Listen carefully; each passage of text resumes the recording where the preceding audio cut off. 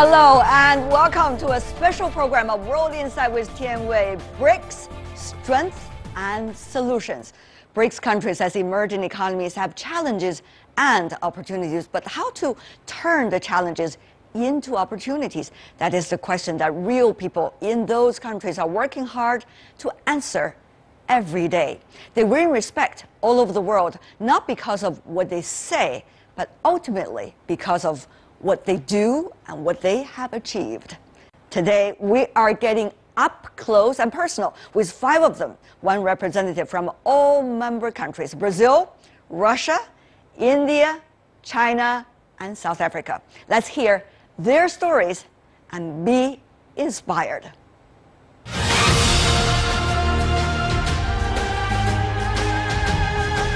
Just actually started our products in Brazil. And we give men and women access to self-employment opportunities. They actually do make friends with each other. Use Xuanzang as a model to understand connectivities between different people.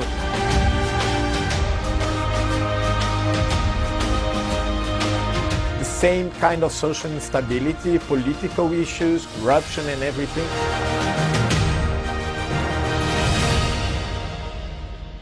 Hi, I'm Zhen Liu. I was born in 1980s in China, a period when China is opening its door to the world. As I grew up, I was a very avid reader and very keen to engage with others that would connect me better with the world. At the age of 17, I went to the United States as an exchange student and stayed with an English-speaking host family. It was a very eye-opening experience for me as a high school student. I met and became friends with many people from very diverse cultural backgrounds. And I took a very global mindset from that moment on. After graduation, I worked as a corporate lawyer in Silicon Valley for many years. As a corporate lawyer, I joined Uber to lead its expansion to China. And when I came back, I found that China had been undergoing major changes. And most importantly, I was working with many young people with strong sense of entrepreneurship, just like myself, on solving problems for the markets, on address people's concerns.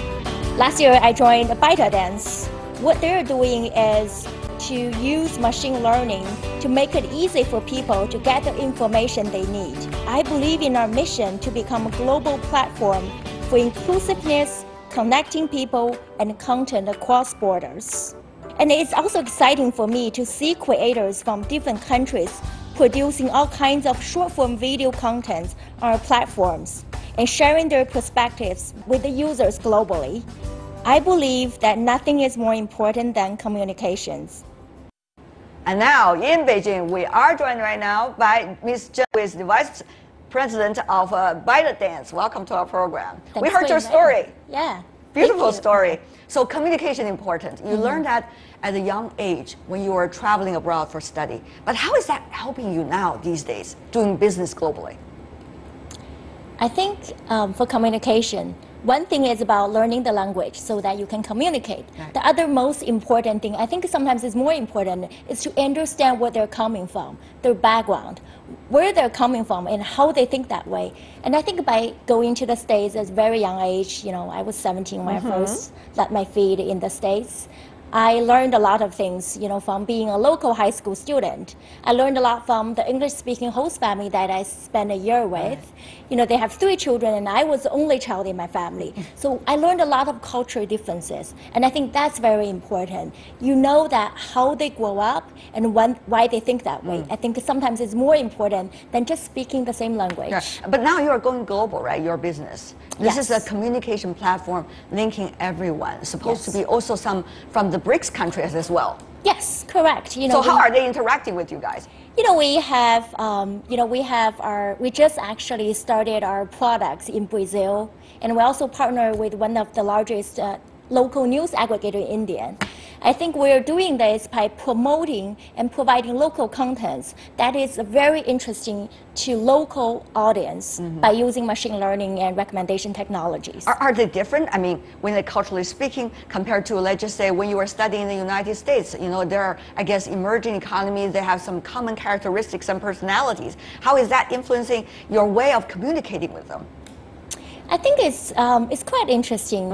I think in China, you know, a lot of people will love to post their videos, short videos on the platform. You know, most of the videos we found out are selfies, you know, or sports. But whereas, you know, in India, the most popular sports is cricket, you know, which is, you know, probably a lot of Chinese people have never heard about this.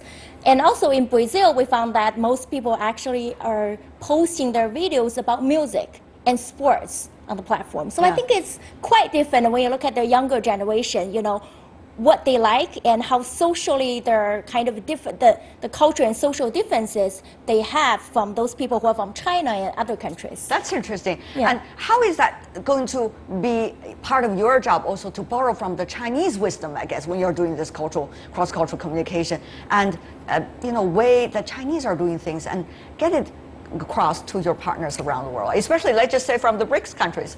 I think it's important to have a global thinking when you started your business, to have this global mindset when you started, you know, doing your business globally.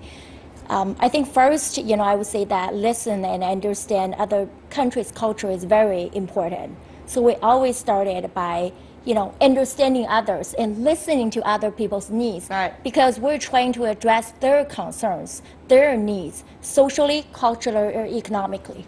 Yeah.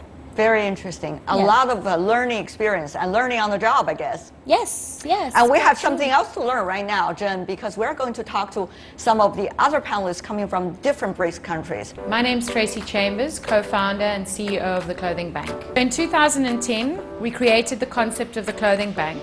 The purpose is to inspire, skill and support unemployed mothers to eradicate poverty in their lives. We partner with most of South Africa's major clothing and general merchandise retailers who donate all of their excess product to us. Our goal is to work with unemployed mothers to help them become financially and socially independent. The Clothing Bank was inspired by my nanny who raised my 3 children. Every year I would clean out my wardrobe and give my nanny 2 black bags of clothing for her to earn extra money. I was always astounded at what she could sell my clothing for in her community. We help mothers by supporting them to start small retail trading businesses using the clothing that we receive as the tool for teaching. Because if you help a mother, you help a child and you build a nation.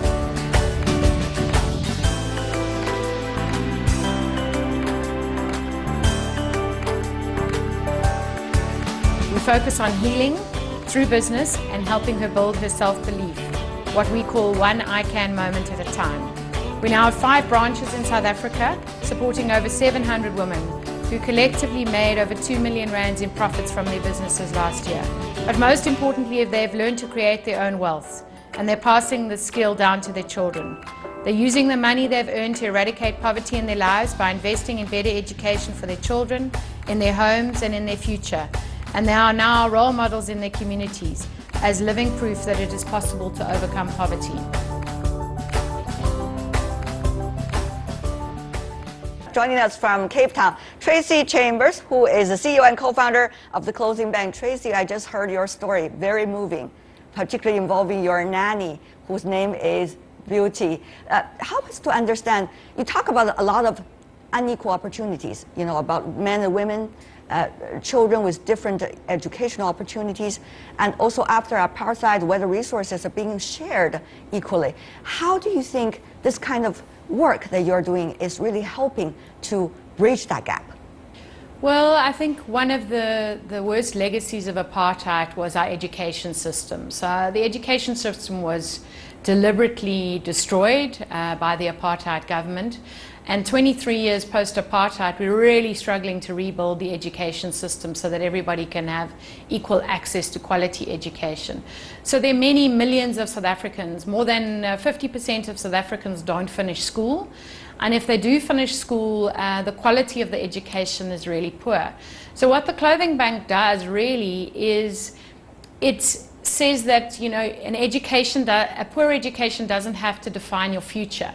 And we give men and women access to self-employment opportunities that they wouldn't be able to get in the formal sector, because most employers are using grade 12 as an entry-level requirement. So if you've had a bad education, it becomes a life sentence of poverty. And we're aiming to change that by showing people that you don't need a grade 12 to run a business. But Tracy, on the other hand, you know, when you talk about the educational system, after apartheid, there is an issue, lack of resources. Before, only a few people enjoyed all those resources, but now it's enjoyed by everybody. So it's a very thin layer now of sharing. So how is that going to work? And how will social enterprises like yours be able to play a role there?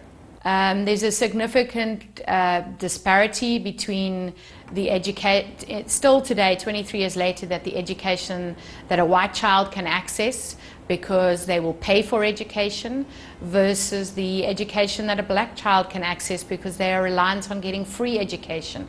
So our government is providing free services to the majority of the population, but it's the quality of those services that are certainly the major problem. So going to school doesn't guarantee you that you're going to become educated. And I think we're shifting that and saying there are other ways to become educated. We don't have to study history and geography at school to access the formal employment market. We can study in a very, very practical way. And we teach business skills by doing business. So women and men buy the product from us within 2 weeks of joining us, and they are learning business as they go. I don't believe you can learn business in a classroom. I think business is learned through great role models. And we get them earning and learning almost immediately, and that's really really where the real learning goes on, out in the field. Did you tell your nanny, the beauty, that you have got the inspiration from her, your whole business model? I have told her many times. Oh, great. She's a very, very humble woman. She doesn't really sort of own that. But the beauty of the beauty is that two of her adult children have actually been part of the clothing bank and have benefited from that.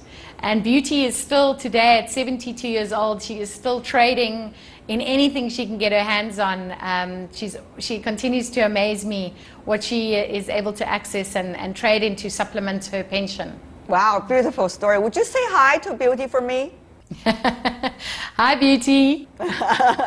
Help me to say hi to her. Thank you so much, Tracy Chambers. Tracy, are you willing to meet another guest we have coming from Russia? Yes, with pleasure.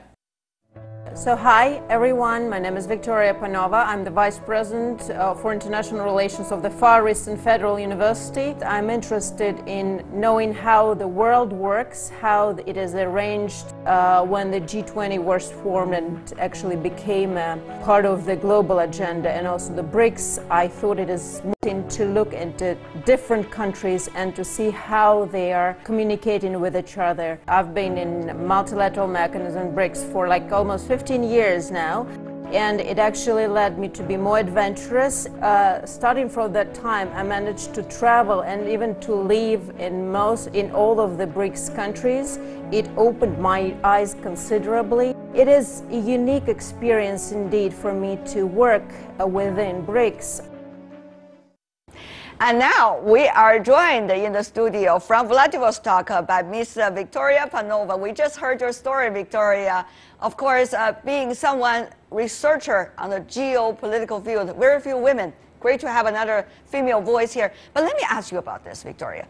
You know, when we talk about BRICS, some say the soft power of the BRICS and also the challenges facing every BRICS country seem to be one of the biggest issues that the BRICS as a whole have to figure out. What do you say? When we are talking about BRICS as a whole, I think there is a genuine need to, first of all, talk about each other in each country, because we're still living in a world, as much as we talk on official level, as much as we talk within outreach programs, in general, people still don't know much about each other, and this is a problem. And I think that the ideas that we suggested, like translating books, movies into each other's languages, the bestsellers, and transferring it to the other countries of BRICS would do a great deal of work. Having joint film festivals, cultural festivals, this would be really helpful because often their stereotypes about each other are still known to the citizens through the prism of the foreign media, not each other's media, not even national media, but through their English-speaking one. This is something that we should not, we don't need mediators between each other, right? I think we can learn about each other directly. You know, Victoria, one of the things I've been thinking about while learning your story is that, well, you being onto all these different kinds of multilateral platforms, whether it's G20 or BRICS, so maybe you can help us to understand this. Is it easier to deal with the BRICS or is it easier to deal with the G20? They must represent different personalities. How do you, as a researcher, approach this? I think there's much more soul in BRICS. There is a lot of business, a lot of talk, a lot of probably, well, even substance in all of them, but soul you can find only in the BRICS. And this is the place where leaders actually, when they come, they actually do make friends with each other. They have a number of meetings with each other, not only within multilateral but also bilateral gatherings. They take the chance to see each other. It's a different type of relations between the leaders, and I think it is also transferring down to the people, and there is not only substance but also emotions in the BRICS, and I think this is what helps. The smaller the group and the bigger desire to introduce something new to the relations. Absolutely. Because they are different. Absolutely. And they respect each other in this different capacity. Absolutely. They don't want to make each other unified. That's true. That's true. It's a very diversified group, but always have the central idea of trying to make an impact in the world today. Thank you so much, Victoria. Are you willing to meet another guest coming from India? This time is a gentleman. With my greatest pleasure, of course. My name is Tansen Sen. I'm Professor of History and the Director of Center for Global Asia at the NYU Shanghai in China. I was born in Calcutta and studied in Delhi before coming to Beijing at the age of 14. I came to this country with my parents who were working at a foreign languages press in Beijing. I did my undergraduate and master's degree from Beijing before going to the United States to do my PhD. It was during my undergraduate studies that I became interested in Asian history, and in particular the interactions between ancient India and China. I have continued to work on this subject till the present day. I think that they are the model of how contemporary interaction with various countries should be used to establish without the territorial claims and disputes. Connectivities through cultural, educational and people-to-people exchanges, in my opinion, are key to a peaceful and harmonious world. So after hearing story, we are having Professor Tansen Sen, originally from India, now working in China as the director of the Center for Global Asia at the NYU in Shanghai. Professor Sen, welcome to our program. Thank you. You are the only among all the panelists today. So today, I'm going to invite some of your wisdom in history. You know, after you study in China, come here as a young man with your parents, you have done a lot of history comparison about the Silk Road as well. China-India history interacting with one another. What kind of wisdom can we really borrow from those ancient times? Well, one important factor of that is these were multi-regional and multi-ethnic connections. And just like BRICS, which includes 5 different countries, the ancient interactions including many different people from different regions. And I think the diversity of that interactions is, I think, the most important one. And I think we should promote that in the contemporary period. It's not between 2 countries, but many different people and many different countries. That actually makes the world more interesting. And I think if there's one thing from the history that we should learn is this diverse interactions and connectivities that had existed both along the land route and the sea route from times. times. But you know, Professor Fan, just to give our audience an example, we all remember there's one classic Chinese literature work which is called Journey to the West. It actually is exaggerating a journey, but at the same time based on a journey done by a Chinese monk on his way to India for wonderful, wonderful experiences. So. Some of those historical classical works that would help us to vividly understand what you've just been talking about? Sure, you know, this is the monk Xuanzang who went to India in the 7th century. The most important fact is that he wrote about his travels, and those records of his travels are a very important part of Indian history. In order to write Indian history of the 7th century, we have to consult his work. So before we get to the later Journey to the West, which is a fictionalized version of his journey, his own diary that is historical in nature is a very important source to understand the connections that existed between China, Central Asia, India, and other people from different regions of the world. Yes, and I think that book, Xuanzang's own book, and the Journey to the West itself tells us about difficulties of moving from one place to another, but also coming to a solution as well. So I think we should use Xuanzang as a model to understand connectivities between different people, especially between India and China. Xuanzang really did a great job in history about connecting the culture and learning from one another. It could be an inspiration for all of us even today. That is one thing, the history. But what about now? You know, academic exchanges, cultural exchanges, some of our previous guests have been talking about. But how can we make sure it's going to be grounded, it's going to be firmly rooted, no matter what are some of the current geopolitical circumstances?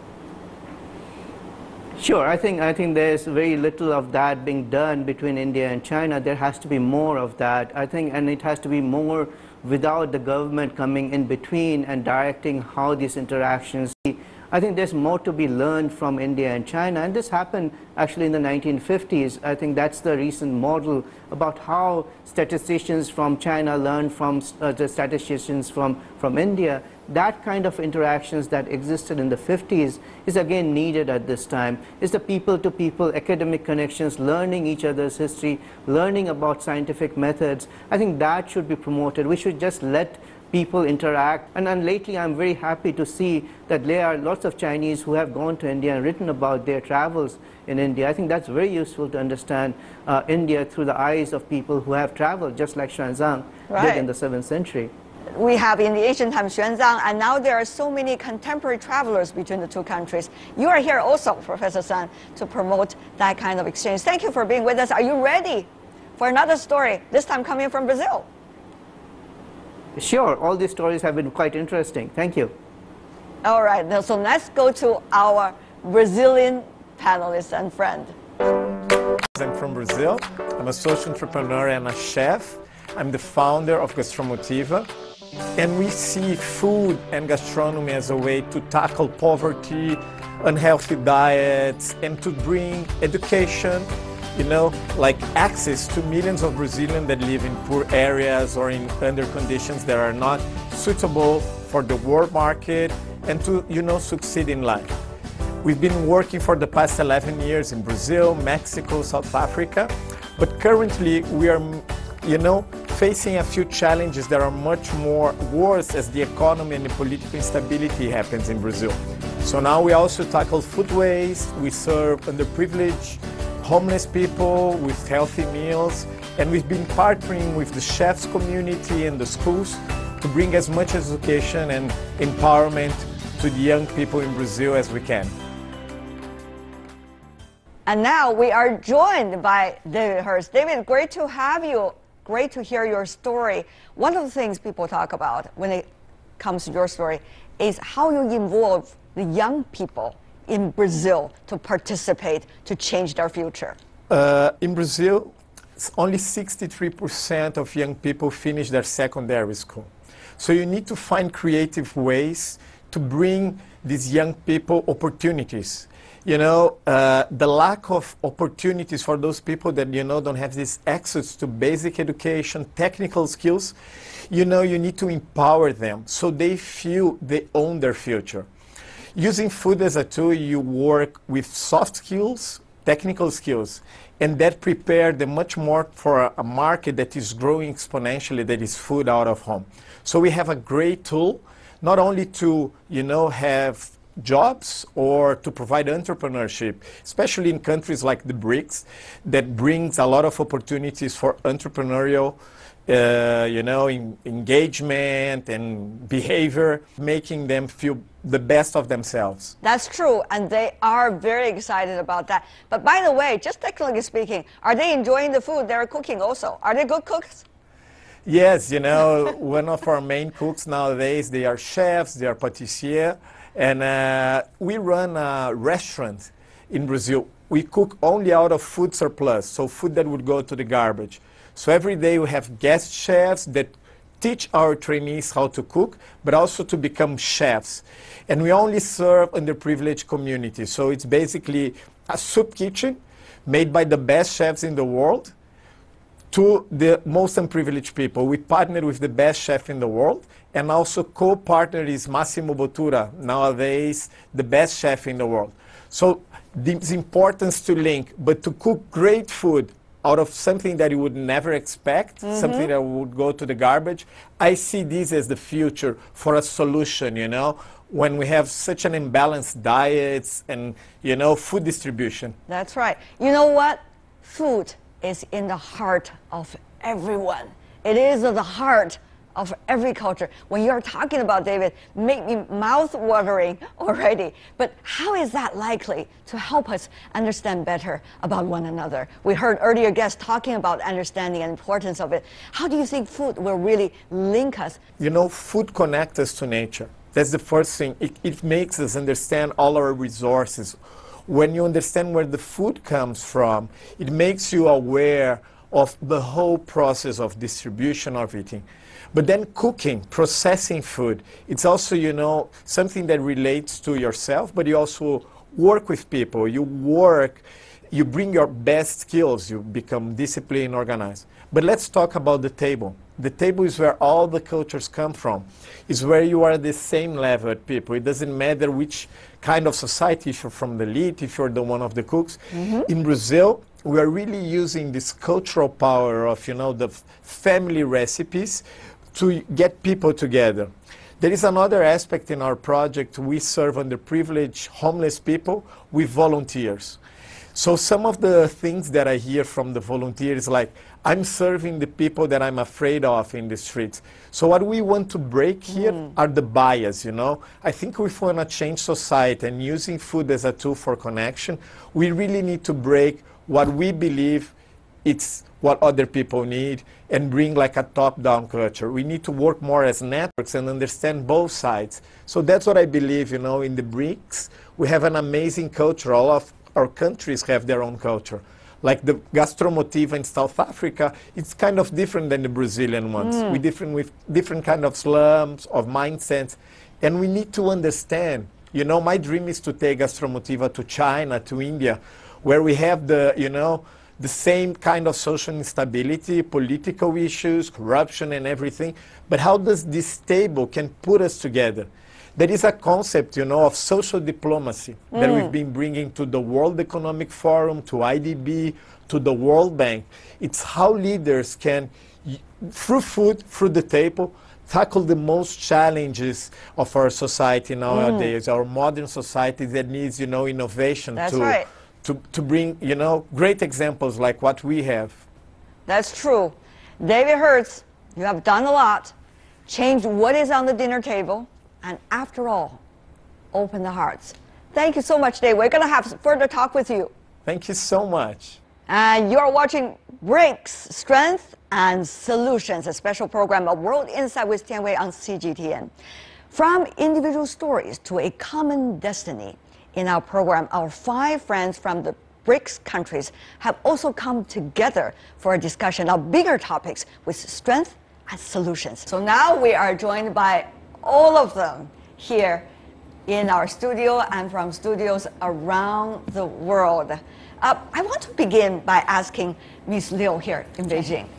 You know, you earlier talked a lot about the communication issue, which is, I guess, very crucial and basic. That's true. And also, Ms. Panova earlier mentioned about we always learn about each other through a third party, which is not necessarily accurate. Do you find it also true as a communicator from your perspective? I do feel that, you know, with today's technology and, in AI, machine learning all this AI, I think we're entering into a new era, an information era. I do think sometimes you can share similar interests, cross-border. So I think, having a great platform with today's technology would empower people to understand and communicate. Professor Sen, I guess on that topic, you should also join us. I mean, for example, China and India, which you talk about in your own personal story, the communication began a long time ago. But now it seems that we have to communicate through a third party or through shouting to one another on the newspaper. So I guess there has to be something different. A different way of communication. I think India and China share another thing that has worked quite well, and that's videos and movies that go between India and China, and those are mediums which create understanding between the two people. Social media interactions is quite important. I think we have now various platforms, WeChat for example, where people can talk to each other. I think that's very important. It has to go from bottom up. I think that's the most important part. It's not enough between China and South Africa either. Tracy, I know we have a long time trying to communicate about each other, how to tell our stories. That really shows, the importance of communication. Absolutely, and I think South Africa is an interesting place because we've been isolated for so many years. We really sometimes do feel like we're on the tip of Africa, and and being part of BRICS, some really fascinating countries with vastly different cultures allows us to interact for understanding. And I think so many of the BRICS cultures and countries have experienced some of the challenges we are now going through and continue to experience them. And the more we share, from our perspective, very practical ideas. We meet a lot of particularly Brazilians, Chinese and Indian students coming to South Africa to learn from us. And through our engagements, we're realizing that we're more alike than we are different. And that if we could just share some of our ideas and very practical solutions to overcome some of our problems, we could spread those globally. Professor Sen, I want to invite your expertise. I mean, you've been doing this cultural exchanges for a long time, the history particularly of cultural exchanges. Something that we can borrow from our roots among the BRICS countries that would help us to inspire as well, now, today. Yeah, yes, I think your question about is this all about economics is a valid one. And I think the impression that is given is that we are all concerned about economical development. And I think we should go beyond that. I think there are three issues that we can look into as targeted ways in which the 5 countries can collaborate with each other and address these issues. One is the cultural connections. I think Victoria had mentioned the need for translating things into different languages. Understanding each other is very important in order to have a proper connectivity among the players involved. So unless we know about each other, that cannot happen. And I think this cultural interconnections and understanding each other is one aspect. The second, I think somebody also pointed out the fact that this panel has mostly women. I think in developing the status of women in these 5 countries should also be one important factor that the 5 countries can work together. And the third thing, I think, is poverty. That was also pointed out from our Tracy, I think, from South Africa. I think all of us suffer from disparity between rich and poor. So we have to show that we are achieving something. We can't just depend on economics and see how the stock market functions day to day. We have to have something concrete, and I think these are the 3 areas we need to perhaps work on. Ms. Liu here in Beijing, people are saying, please do not just talk about businesses. We shouldn't be just mercantilism. There has to be something else there among all of us. Ms. Liu. Well, I do actually wanted to add on your previous question about, what else can we do to for, in BRICS. I think there is definitely a part of role for private sector, for younger generation of entrepreneurs, among all those countries that can play in bridging the gap, connecting people. And I do believe today, I've seen many entrepreneurs in those developing countries. I've seen entrepreneurs from Russia, entrepreneurs from India and Brazil. Every day, on a daily basis. Yes, we have products launched in those countries, and we have received very positive feedback from the audience there. And they have very strong sense of entrepreneurs that really focusing on, they're very practical, problematic. They're very much focused on solving problems for their societies. I think that's very important. And I also think that other than organizations and governments, we should have more business leaders to join us to empower individuals to improve the connectivities on the human level, not only on the business level. And what about for you, David, from Brazil? There are lots of opportunities, but there is very low level of education. So how do we bring all of this together? You need to bring with civil society and the government together. I see. But there are great examples in Brazil. There's a lot of social entrepreneurship happening, big corporates happening, social business, tackling a lot of health and education issues. So there is a new way of doing business raising.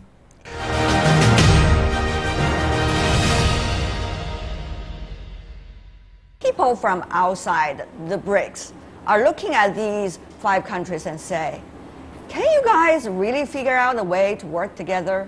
Can you really work in partnership? They have question marks in their mind. Of course, when we were just started getting together, all of our countries share, and that's what all the analytics were mentioning, that it was high growth speed and economic growth speed. But then we ran into a number of economic problems. Some countries went into recession, some countries had lower growth speed, but we still are together and actually didn't influence really our design and also the importance for the BRICS of being together. So it's obviously much more to it.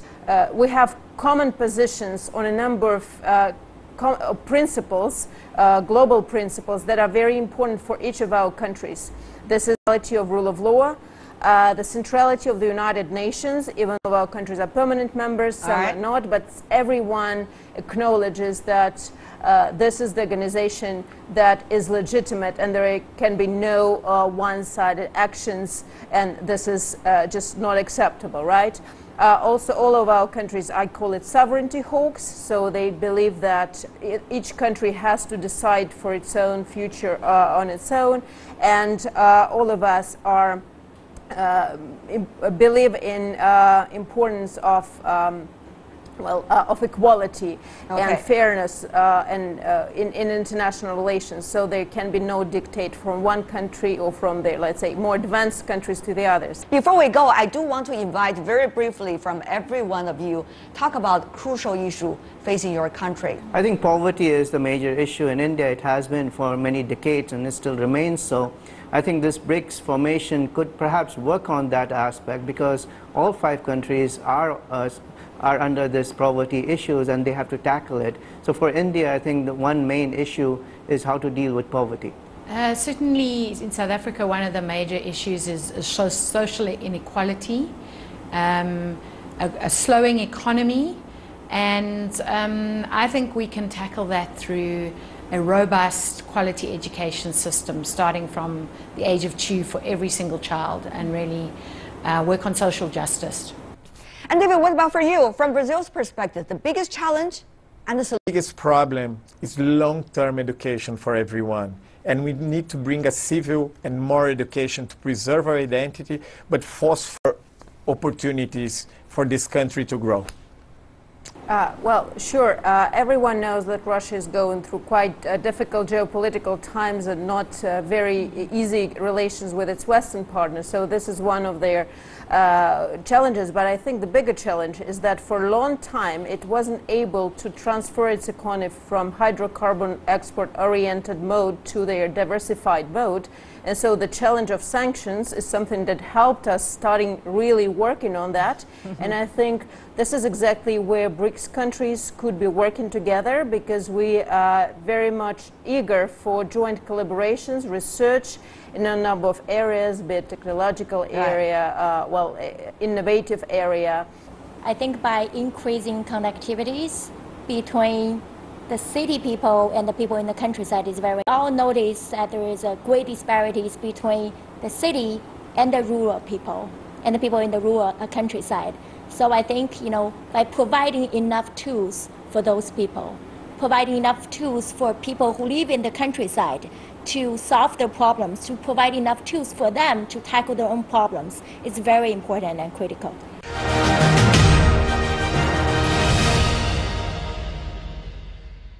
With that, we're wrapping up our discussion with the 5 of them. I want to express our deep appreciation. David, Zhen, Tracy, Tansen, and Victoria, coming from 5 BRICS countries. And we are wrapping up Strengths and Solutions, a special program marking the BRICS Summit this year. I am Tian Wei. On behalf of all from World Insight with Tian Wei, bidding you goodbye and go BRICS.